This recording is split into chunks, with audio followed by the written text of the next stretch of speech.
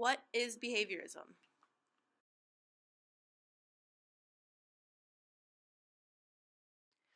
According to B.F. Skinner, behaviorism is the belief that one's behavior is objectable and observable.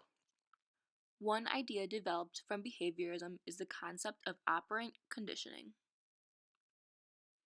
Within the idea of operant conditioning, Skinner said that people do things based on their previous experiences.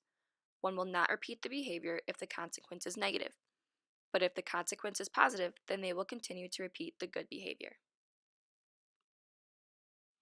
For example, every morning, Miss Waters hands out stickers to her students that complete their homework for that day. If they don't complete their homework, they get a sad face during positive reinforcement. Good job! Thank you!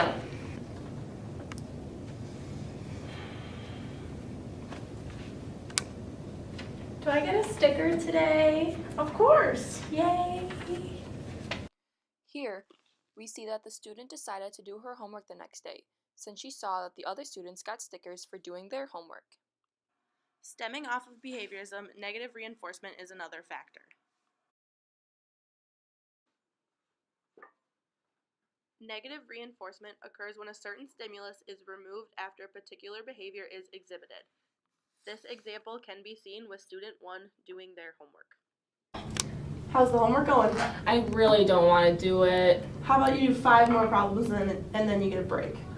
All right. Okay. Continue this pattern of negative reinforcement of 5 minutes of studying and 5 minutes of break until the homework is done. Another type of conditioning is classical conditioning. Classical conditioning is a process that creates an association between a natural stimulus and a neutral one. Ivan Pavlov described classical conditioning by teaching a dog to associate the sound of a bell with food. Whenever the dog received food, the bell would ring. Eventually, the dog's mouth would water when it heard the bell. Here is an example of using classical conditioning in the classroom. So what do you want for Christmas? Coloring books and crayons and markers. What do you want? That sounds so cool. So what do you want for Christmas? Coloring books, crayons, markers. What do you want? Okay, class, quiet down. I kind of want... So what do you want for Christmas? Coloring books and markers and crayons. That sounds so... Before conditioning, when the teacher would tell the class to quiet down, the class would be quiet and listen, but when the teacher would clap 3 times, the students would not be quiet.